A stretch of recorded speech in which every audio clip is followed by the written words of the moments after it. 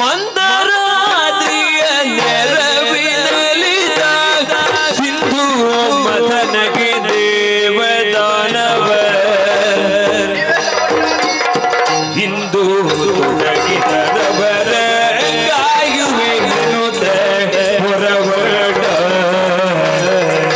ಹಿಂದೂ ತೊಡಗಿದರವರ ಕಾಯುವೆ ಹೊರವಡ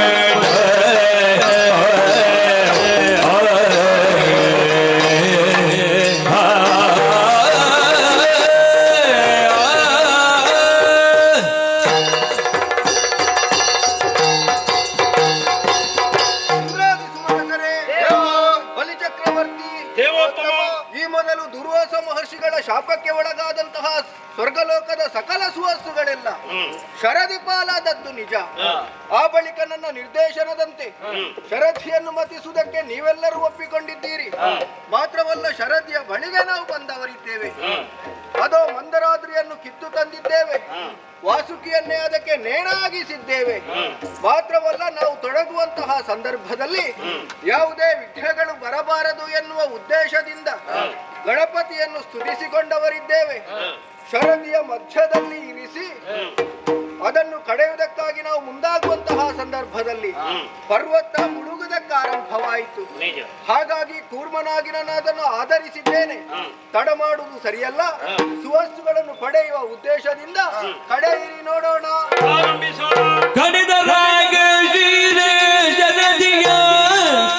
ಸುರಾಸುರರು ಕಣಿದರಾಗ ಶ್ರೀರ ಶರದಿಯ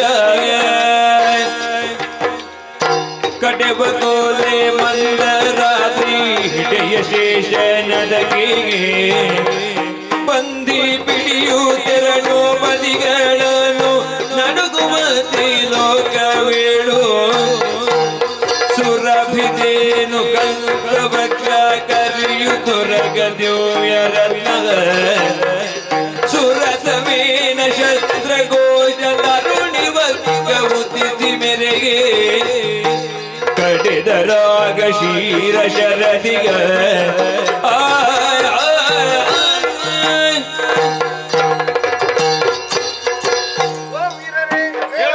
ನಿಮ್ಮೆಲ್ಲರ ಪರಿಶ್ರಮದ ಫಲವಾಗಿ ಐರಾವತ, ಚಿಂತಾಮಣಿ, ಉಚ್ಚೈಶ್ರವ ಮಾತ್ರವಲ್ಲ, ರಂಬೆ, ಮೇನಕೆ, ಊರ್ವಶಿ ಮೊದಲಾದಂತಹ ಸಕಲ ಸುವಸ್ತುಗಳು ಸ್ವರ್ಗ ಪಾಲಾದದ್ದು ನಿಜ.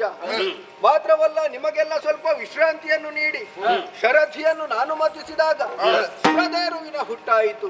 ಸ್ವರ್ಗಲೋಕವನ್ನು ಸೇರಿಕೊಂಡಿದ್ದಾಳೆ. ಆ ಬಳಿಕ ಲಕ್ಷ್ಮಿ ಹುಟ್ಟಿಕೊಂಡವಳಿದ್ದಾಳೆ. ಆಕೆಯನ್ನು ನನ್ನವಳನ್ನಾಗಿಸಿಕೊಂಡು ನನ್ನ ಹೃದಯದಲ್ಲಿ ಜಾಗವನ್ನು ಕೊಟ್ಟವನಿದ್ದೇನೆ. ಹಾಗೆಂದು ಅದೆಷ್ಟೋ ಘನ ವಸ್ತುಗಳು ಇನ್ನೂ ಕೂಡ ಶರದಿಯ ಆಳದಲ್ಲಿದೆ. ಮತ್ತೊಮ್ಮೆ ಪ್ರಯತ್ನಿಸಿರಿ, ನೋಡೋಣ. ದೇವ ವೈದ್ಯ ಫಲಿತ ಪುಣ್ಯ ಪೂರ್ಣ ಸುದಯ ಕಲಶವಾತು ಬರಲು ಮುದದಿ ಕಡಿದರಾಗ ಶ್ರೀರ ಶರದಿಯ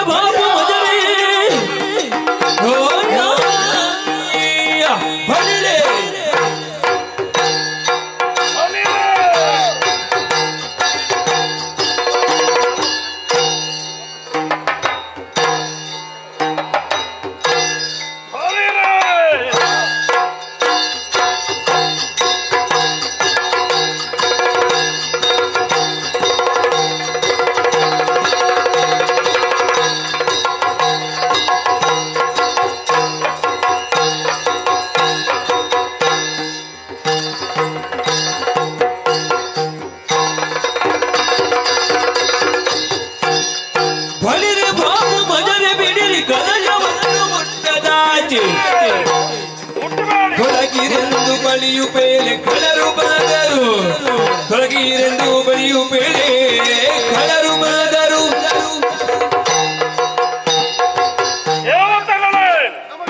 ರಾಕ್ಷಸ ವೀರರೇ, ನಮ್ಮೆಲ್ಲರ ಪರಿಶ್ರಮದಿಂದಾಗಿ ವಿಶೇಷವಾದಂತಹ ಅಮೃತ ಭಾಂಡವನ್ನು ದೇವವಿದ್ಯ ತಂದು ನಮಗೆ ಕೊಟ್ಟವನಿದ್ದಾನೆ. ಸತ್ಯ. ಇದು ನಮಗೆ ಬೇಕು. ನಿಜ. ದೇವತೆಗಳು ಯಾರು ಹತ್ತಿರ ಬರುವುದು ಬೇಡ. ಈ ಅಮೃತ ರಕ್ಕಸರಾದಂತಹ ನಮಗೆ ಸೇರತಕ್ಕದ್ದು. ದೂರದಿಲ್ಲಿ, ದೂರದಿಲ್ಲಿ, ದೂರದಿಲ್ಲಿ. ಯಾಕೆ ನಮಗೆ ಬಂದದ್ದು ಒಂದು ಅಳಿಯ. ಅಯ್ಯಯ್ಯ.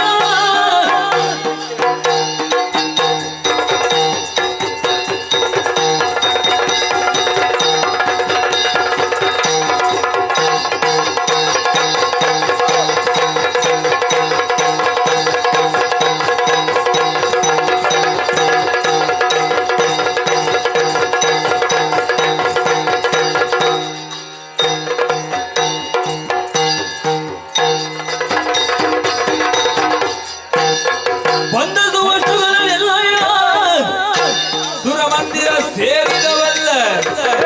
ಒಂದು ಅಮೃತವ ನಾವು ಬಳಿ ಬಂದದ ಯತನವು ನೀವು.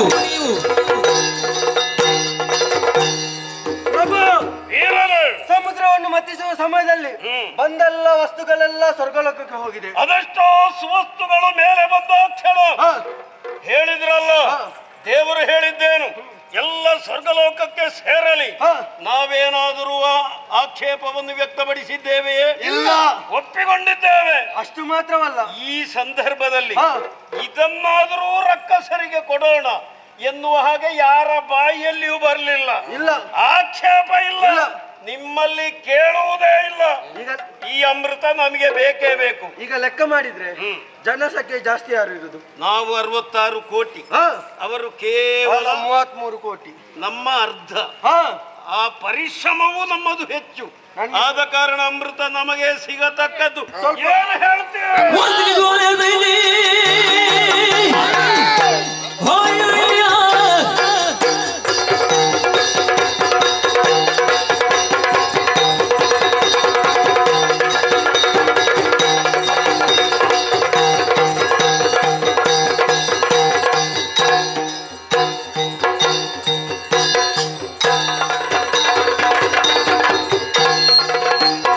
ಒಂದಿಗೆ ಜಾಲಿಯದಲ್ಲಿ ಪುನಗಾಲಿಯು ಶರಣಿಯ ಮಧ್ಯದಲ್ಲಿ ಲೇಸೋಡು ಸುರಿಯ ಬಿಡಲಾಗಿ ಬಿರಿದಿಯ. ಸಮುದ್ರ ಮಥನ ಮಾಡುತ್ತಿರುವಂತಹ ಸಂದರ್ಭದಲ್ಲಿ ವಾಸುಕಿಯ ಉರಿ ಜ್ವಾಲೆಯನ್ನು ಸಹಿಸಿಕೊಳ್ಳ ನಾವು ಸಮುದ್ರವನ್ನು ಮತಿಸಿದ್ದೇವೆ. ವಾಸುಕಿಯ ಬಾಲವನ್ನು ಹಿಡಿದದ್ದು ದೇವತೆಗಳು, ಹೌದು. ನಾವು ಮುಖವನ್ನು ಹಿಡಿದವರು. ಆ, ವಿಷಜ್ವಾಲೆ, ಏನು ಉರಿ, ಹೌದು. ಏನು ವಾಸನೆ, ಎಲ್ಲ ಕಪ್ಪಾಗಿ ಹೋಗಿದ್ದೇವೆ ನಾವು. ಕಪ್ಪಾಗಿ ಹೋಗಿದ್ದಾನೆ. ಆ. ಇವನ ಮುಖ ಕರಟಿ ಹೋಗಿದೆ. ನಿಜ. ಈ ವಿಷವನ್ನು ಸಹಿಸಿ ಆ. ನಾವು ಈ ರೀತಿಯ ಫಲವನ್ನು ಪಡೆಯುವುದಕ್ಕೆ ಆ. ಕಾರಣೀಕರ್ತರಾಗಿದ್ದೇವೆ. ಸತ್ಯ.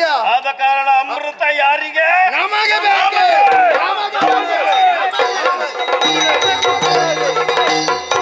ನಮಗೆ ಬೇಕು, ನಮಗೆ ಬೇಕು ಎನ್ನುವ ಹಾಗೆ ತಮ್ಮೊಳಗೆ ಹಾತೊರೆಯುತ್ತಾ ಇದ್ದಾರೆ. ಅದನ್ನು ಯಾವ ರೀತಿ ಹೇಗೆ ಬಡಿಸಬೇಕು ಎನ್ನುವ ಹಾಗೆ ಯೋಚಿಸ್ತೇನೆ, ನೋಡೋಣ.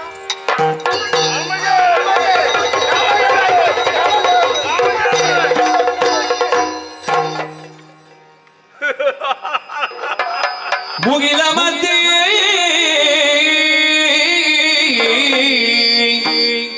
ಚಂದ್ರನಂತೆ ಮೆರೆವ ಸುಂದರಿ,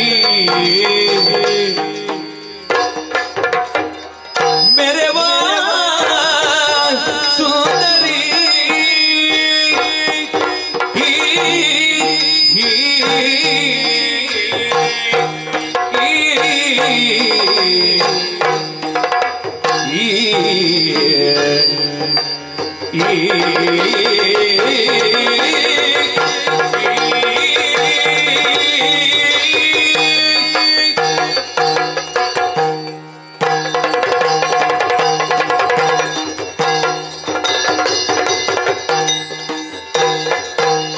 ಮುಗಿಲ ಮತ್ತೆ ಚಂದ್ರನಂತೆ ಮೆರೆವ ಸುಂದರಿ, ಮೆರೆವ ಸುಂದರಿ. ಸುಗುಣೆ ನಿನ್ನ ಬೆಸರದೇನೆ ರತಿ ಸಹೋದರಿ, ಸುಗುಣೆ ನಿನ್ನ ಬೆಸರದೇನೆ, ಸುಗುಣೆ ನಿನ್ನ ಬೆಸರದೇನೆ ರತಿ ಸಹೋದರಿ, ಮೆರೆವ ಸುಂದರಿ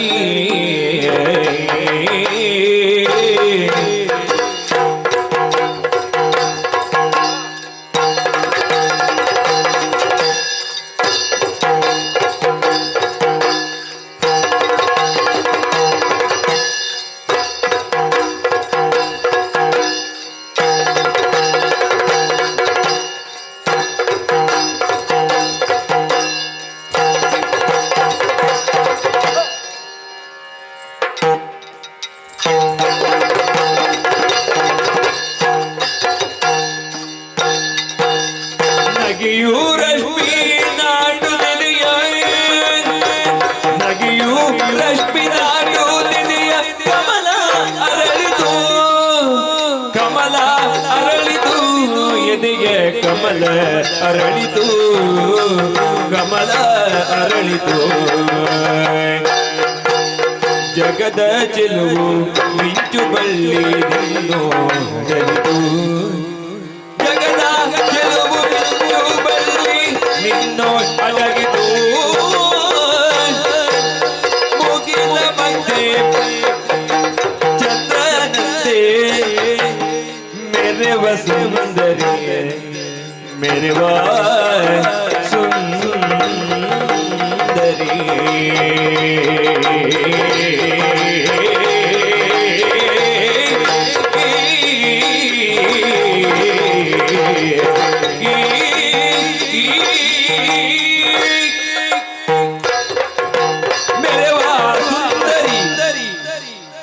ಓ ಸುಂದರಿ, ಓ ರತಿ ಸಹೋದರಿ, ಆಶ್ಚರ್ಯವಾಗುತ್ತಾ ಇದೆ. ಯಾಕೆ? ದೇವಾಸುರರಾದಂತಹ ನಾವು ವಿಶೇಷವಾದಂತಹ ಒಂದು ಕಾರ್ಯದಲ್ಲಿ ಮಗ್ನರಾಗಿದ್ದೇವೆ. ನಿಜ? ಸಮುದ್ರ ಮಥನ. ಓಹ್, ಈ ಸಂದರ್ಭದಲ್ಲಿ ಆ, ನೀನೋರ್ವಳು ಕಾಣ ಸಿಕ್ಕಿದೆ. ಒಮ್ಮೆ ನಾನು ಯೋಚಿಸಿದ್ದು ಹೇಗೆ, ಹೇಗೆ? ಕಡಲನ್ನು ಕಡೆಯುವಂತಹ ಸಂದರ್ಭದಲ್ಲಿ ನೀನು ಹುಟ್ಟಿಕೊಂಡೆಯಾ ಎನ್ನುವ ಹಾಗೆ, ಆದ್ರೆ ಅಲ್ಲ ಎನ್ನುವ ಹಾಗೆ. ಆಮೇಲೆ ನನಗೆ ಅರ್ಥವಾಗಿದೆ, ಓಹೋ, ಕಡಲನ್ನು ಕಡೆಯುವಾಗ ಅದೆಷ್ಟೋ ಹೆಣ್ಣು ಮಕ್ಕಳು ಹುಟ್ಟಿಕೊಂಡಿದ್ದಾರೆ. ನಿಜ? ಎಲ್ಲ ಒಂದೊಂದು ವ್ಯವಸ್ಥೆಯನ್ನು ನಮ್ಮವರು ಮಾಡಿಕೊಟ್ಟಿದ್ದಾರೆ. ನಿಜ? ಆಮೇಲೆ ಬಂದವಳು ನೀನು. ನಿಜ? ನಿನ್ನನ್ನು ಕಂಡಾಕ್ಷಣ ಪರಮಾಶ್ಚರ್ಯವಾಗುತ್ತಾ ಇದೆ. ಓಹ್, ಪ್ರಪಂಚದ ಎಲ್ಲಾ ಸೌಂದರ್ಯಗಳು ನಿನ್ನಲ್ಲಿ ಮನೆ ಮಾಡಿದೆ ಅನ್ನುವುದರಲ್ಲಿ ಸಂದೇಹವೇ ಇಲ್ಲ. ಆಹಾ, ಎರಡು ಕಣ್ಣುಗಳನ್ನು ಕಂಡಾಕ್ಷಣ ಆಗಸದಲ್ಲಿರುವಂತಹ ಸೂರ್ಯ ಚಂದ್ರರನ್ನು ಕಂಡ ಹಾಗಾಗ್ತದೆ. ಓಹೋ, ಅಷ್ಟು ಮಾತ್ರವಲ್ಲ, ಆ, ನಿನ್ನ ಮುಖವನ್ನು ಕಂಡಾಕ್ಷಣ ಕಾಣುವಂತಹ ಸಾಗರದ ನೆನಪಾಗುತ್ತದೆ. ಅಂದರೆ ಶರದಿ ಗಂಭೀರ ನೀನು. ಓಹ್, ಪ್ರಪಂಚದಲ್ಲಿರುವಂತಹ ಎಲ್ಲ ಗುಡ್ಡ ಬೆಟ್ಟಗಳನ್ನು ನಿನ್ನ ಶರೀರದಲ್ಲಿ ನಾನು ಕಾಣುತ್ತಾ ಇದ್ದೇನೆ. ಸುಂದರಿ ಎನ್ನುವುದರಲ್ಲಿ ಸಂದೇಹವೇ ಇಲ್ಲ. ಆ, ನಿನ್ನ ನಗು ಎನ್ನುವಂತಹ ರಶ್ಮಿ ನನ್ನ ಎದೆಯನ್ನು ನಾಟಿ ಆ ಕಮಲವನ್ನು ಅರಳಿಸುತ್ತಾ ಇದೆ. ಓಹೋ, ಸುಂದರಿ, ಏನು? ನಾವೇನು ಮಾಡ್ತಾ ಇದ್ದದ್ದು ಇಲ್ಲಿ? ಸಮುದ್ರ ಮಥನ ಮಾಡ್ತಾ ಇದ್ದೆವು. ಈಗ ಹುಟ್ಟಿಕೊಂಡದ್ದೇನು? ನಮಗೆ ಸಿಕ್ಕಿದ ಅಮೃತ ನಾವು ಕುಡಿಲಿಕ್ಕಿದ್ದೇವೆ. ದೇವರಾಣೆ ಹೇಳ್ತಾನೆ, ಏನು? ಅಮೃತ ಮರ್ತೇ ಹೋಯ್ತು ನನಗೆ. ಹೌದಾ? ಯಾಕೆ? ಯಾಕೆ? ನಿನ್ನ ಅದರವನ್ನು ಕಂಡಾಕ್ಷಣ. ಆಹಾ, ಸುಂದರಿ, ಏನು? ಯಾರು ನೀನು? ಎಲ್ಲಿಂದ ಬಂದವಳು? ಏನು ಉದ್ದೇಶ? ಎಲ್ಲವನ್ನು ಹೇಳಬಹುದೇ? ನಿನ್ನ ಮಾತುಗಳನ್ನು ಕೇಳುವಾಗ ನೀನು ವೀರನೇ. ವೀರಗೇಸರಿ ದಾನವೇಂದ್ರನೇ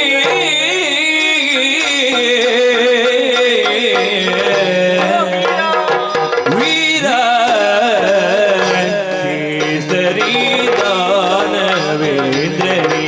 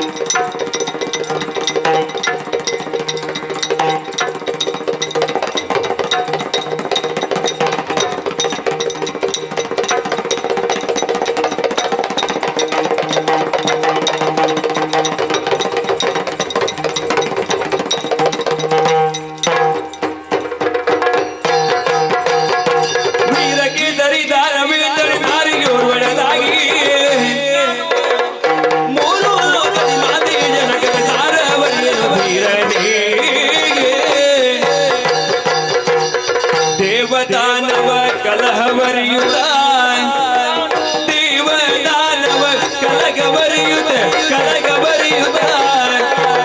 ಸಾವಕಾಶದಿ ಬಂದೆನು ಸಾವಕಾಶದಿ ಬಂದೆನು ಹೂವ ಮನದೊಳು ಸುದೆಯ ನುಡಿಸುತ್ತ ಹೂವ ಮನದೊಳು ಸುದೆಯ ನುಡಿಸುತ್ತ ಪಾವನಾಗದೊಳಿರುವೆನು ಪಾವನಾಗದೊಳಿರುವೆನು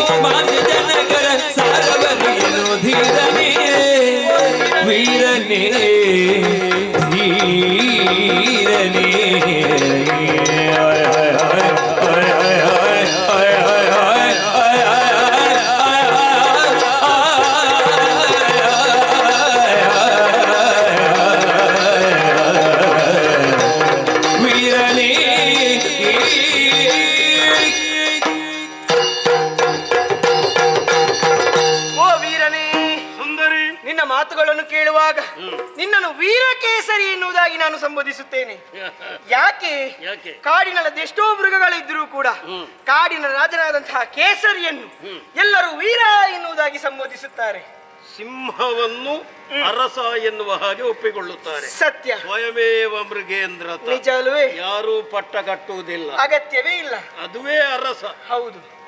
ಹಾಗಾಗಿ ಇಲ್ಲಿ ಅದೆಷ್ಟೋ ಮಂದಿಗಳಿದ್ದಾರೆ, ಅವರ ಮಧ್ಯದಲ್ಲಿ ನೀನು ದಾನವೇಂದ್ರನಾಗಿ ಗೋಚರಿಸುತ್ತಾ ಇದ್ದೀಯ ನನ್ನ ಕಣ್ಣಿಗಳಿಗೆ. ಕೇಸರಿಯ ಹಾಗೆ. ಹೌದು, ಹೇಳಿತಲ್ಲ. ಹಾಗಾಗಿ ಇಲ್ಲಿ ಬಂದ ತಕ್ಷಣದಲ್ಲಿ ಪ್ರಶ್ನೆಯ ಸುರಿಮಳೆಗಳನ್ನು ಸುರಿಸಿದೆಯಲ್ಲ, ಹೇಗೆಂತ ನಾನು ಉತ್ತರಿಸಲಿ? ಏನು ನಿನ್ನ ವಿಚಾರ ಹೇಳಿದ್ರೆ ಆಯ್ತು. ಈಗ ಅಪ್ಪ ಯಾರು, ಅಮ್ಮ ಯಾರು, ಜಾತಿ ಯಾವುದು, ಹೆಸರೇನು, ಒಂದು ಪ್ರಾಯ ಎಷ್ಟಾಯ್ತು, ಇಷ್ಟು ಹೇಳಿದ್ರೆ ಮುಗೀತು. ಅಪ್ಪ ನನಗೆ ಗೊತ್ತಿಲ್ಲ. ಅಪ್ಪನನ್ನು ನೋಡ್ಲೇ ಇಲ್ಲ. ಮಡಿದು ಹೋದ್ರ? ಹೌದು. ಯಾವಾಗ ಮಡಿದು ಹೋದದ್ದು? ನಾನು ಹುಟ್ಟಿದ ನಂತರ. ಹೌದು. ನೋಡಿದ ನೆನಪುಂಟ? ನೆನಪಿಲ್ಲ. ಚಿಕ್ಕದಿರುವ. ಅಮ್ಮ ಯಾರು ಅಂತ ಹೇಳಿ? ಅಮ್ಮ ನನಗೆ ಯಾರು ಅಂತ ತಿಳಿದೇ ಇಲ್ಲ. ಅಮ್ಮನು ತೀರಿ ಹೋದ್ರ? ಹೌದು. ಯಾವಾಗ? ಹುಟ್ಟಿದ ನಂತರ. ನೋಡ್ಲಿಲ್ಲ, ಸಣ್ಣ ಮಗುವಲ್ಲ ನಾನು. ನೀನು ಹುಟ್ಟಿದ ಮೇಲೆ ತುಸು ಹೊತ್ತಿನಲ್ಲಿಯೇ ಹಸೆಯಲ್ಲಿ ಅಸುನೀಗಿದಳೆ. ಹೌದು. ಆಮೇಲೆ ಹಾಗೆ ನನ್ನ ಹೆಸರು ಏನು ಅಂತ ಹೇಳುವುದು? ನಾನು ಇದ್ದ ಹೆಸರನ್ನೇ ಎಲ್ಲರೂ ನನ್ನನ್ನು ಕರೆಯುವುದು ಮೋಹಿನಿ ಎನ್ನುವುದಾಗಿ. ಹೇಗೆ ಕೇಳಿತು? ಹೇಗೆ? ಮೋಹಿನಿ. ಹಾಗೆ ಸಂಶಯವೇ ಇಲ್ಲ, ಜಗನ್ಮೋಹಿನಿ. ಆದರೆ ಇಲ್ಲಿವರೆಗೆ ಬರುವುದಕ್ಕೆ ಬಲವಾದಂತಹ ಕಾರಣ ಉಂಟು. ನಾನು ಈ ದಾರಿಯಲ್ಲಿ ಬರುತ್ತಿರುವಂತಹ ಸಂದರ್ಭದಲ್ಲಿ ದೇವದಾನವರಾದಂತಹ ನಿಮ್ಮ ಕಲಹವನ್ನು ತಿಳಿದೇ ನಾನು ಇಲ್ಲಿವರೆಗೆ ಬಂದವು. ಅಮೃತಕ್ಕೆ ಬೇಕಾಗಿ ದೇವತೆಗಳಿಗೆ ಇಲ್ಲ ಅಂತ ಅಮೃತ ನಮಗೆ ಬೇಕು ಎನ್ನುವುದಾಗಿ ಜಗಳವನ್ನು ಆಡುತ್ತಾ ಇದ್ದೀರಿ.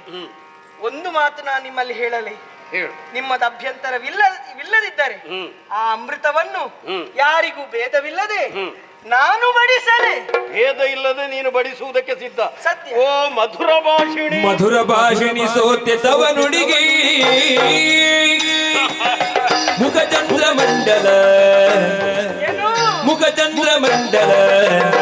ದದರ ಸುರಿಸಿದ ಜೇನ ಸವಿ ನುಡಿಗೆ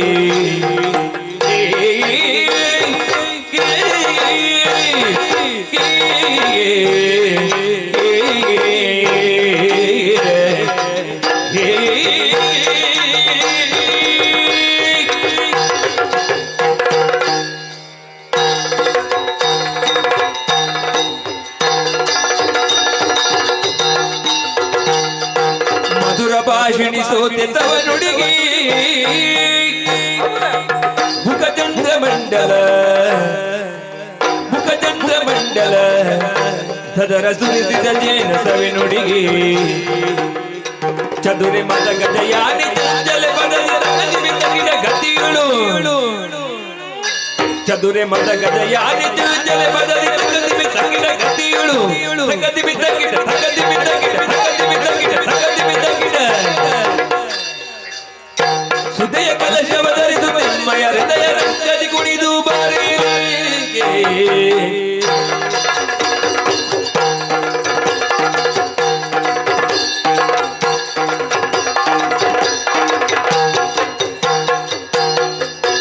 ಮಧುರ ಭಾಷಿಣಿ ಸೋತೆದವನುಡಿಗೆ ಮುಖ ಚಂದ್ರ ಮಂಡಲ ಧರ ಸುರಿಸಿದ ಜೇನ ಸವಿನುಡಿಗೆ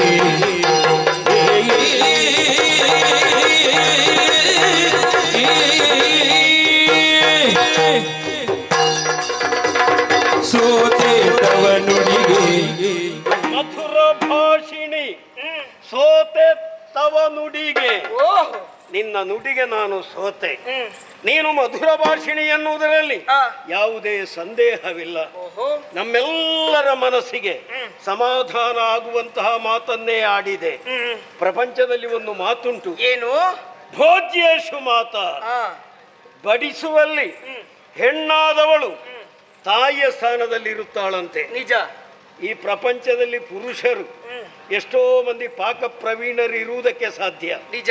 ಹಾಗೆಂದು ಬಡಿಸುವ ಅರ್ಹತೆ ಪುರುಷರಿಗೆ ಬರಲಿಕ್ಕೆ ಇಲ್ಲ. ಇಲ್ಲ. ಭೋಜ್ಯೇಶು ಮಾತ. ಷಡ್ಗುಣಗಳು ಹೆಣ್ಣಲ್ಲಿ ಇರ್ತದೆ. ಬಡಿಸಬೇಕು ಅಂತಾದ್ರೆ ಹೆಣ್ಣೆ ಆಗಬೇಕು. ನಿಜ. ನೀನು ಬಡಿಸುತ್ತಿ, ಯಾರಿಗೂ ದ್ರೋಹ ಆಗದ ರೀತಿಯಲ್ಲಿ ಸಮಾನವಾಗಿ ನೀನು ಹಂಚುತ್ತಿ ಎಂದಾದ್ರೆ ನಾವು ಕಾಯುತ್ತಾ ಇದ್ದೆವು. ನನ್ನಷ್ಟಕ್ಕೆ ನಾನು ಯೋಚಿಸಿದೆ, ಏನು ಈ ಸಮಸ್ಯೆಯನ್ನು ಹೇಗೆ ಬಗೆಹರಿಸಲಿ.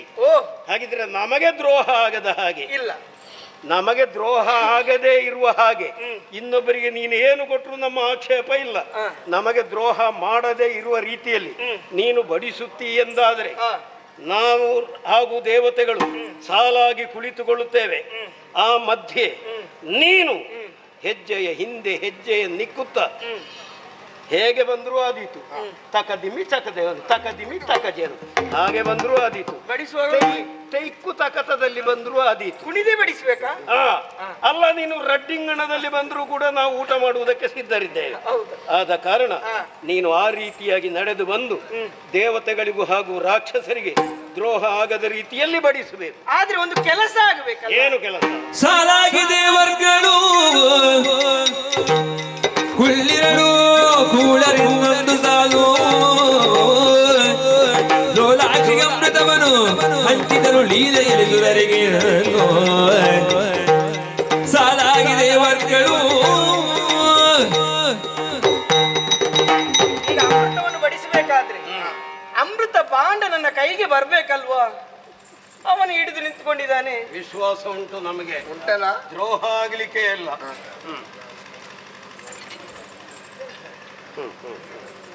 ಈಗ ನೀವು ಸ್ನಾನ ಮಾಡಿ ಬರ್ಬೇಕು. ಸ್ನಾನ ಮಾಡಿ ಬರ್ಬೇಕು.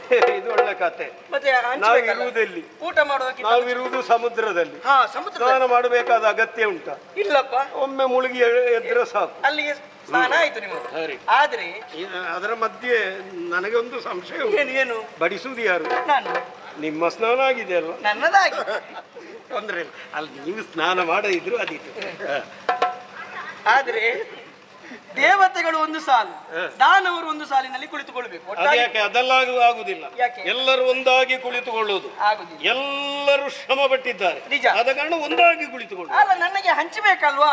ನೀವು 66 ಕೋಟಿ ರಾಕ್ಷಸರು, ಅವರು 33 ಕೋಟಿ ದೇವತೆಗಳು. ಏನು ಹಂಚಲಿಕ್ಕೆ ಕಷ್ಟ ಆಗ್ತದೆ. ಹೌದಾ? ಹಾಗಾಗಿ ನೀವು ಬೇರೆ ಬೇರೆ ಸಾಲಿನಲ್ಲಿ ಕುಳಿತುಕೊಳ್ಬೇಕು. ಅಲ್ಲ, ಮತ್ತೊಂದು ನಾವು ಮತಿಸಿದ್ದು ಬೇರೆ ಬೇರೆಯಾಗಿ. ಹೌದು. ಆಗಲಿ, ಕುಳಿತುಕೊಳ್ಳೋಣ. ಕುಳಿತುಕೊಳ್ಳಬೇಕು. ನಮಗೆ ದ್ರೋಹ ಆಗಬಾರದು. ದ್ರೋಹ ಆಗುವುದಿಲ್ಲ.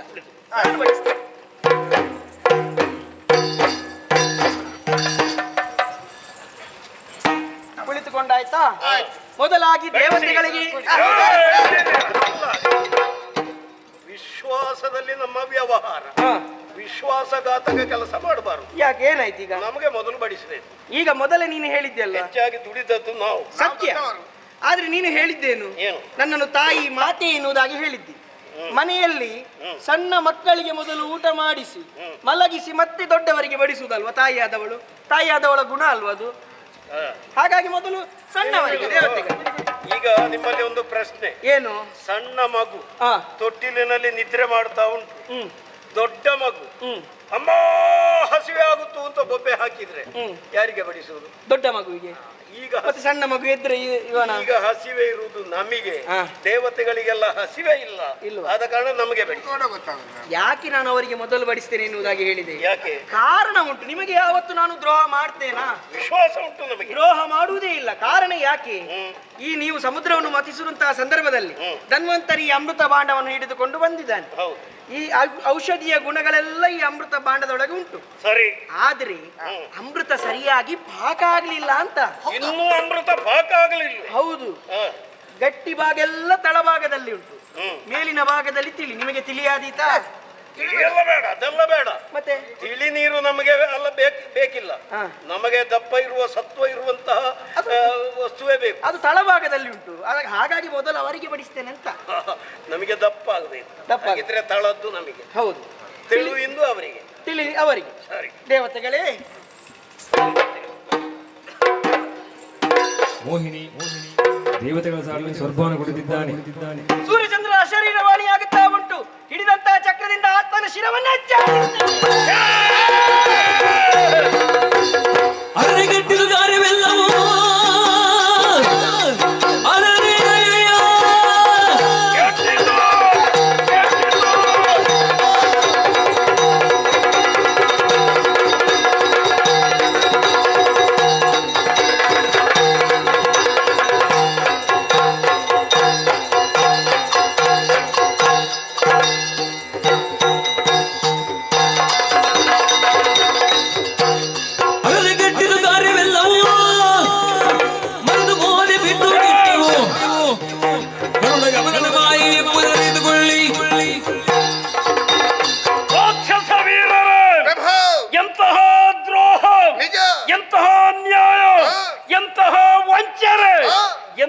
ಶೋಷಣೆ ಯಾರನ್ನು ದೂರಿಯೋ ಪ್ರಯೋಜನ ಇಲ್ಲ.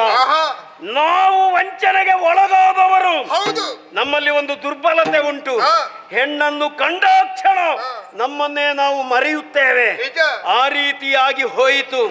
ಇದೆಲ್ಲ ಗರುಡ ಗಮನನಾದಂತಹ ಆ ನಾರಾಯಣನ ವಂಚನೆ ಎನ್ನುವ ಹಾಗೆ ನನಗರ್ಥವಾಗಿದೆ.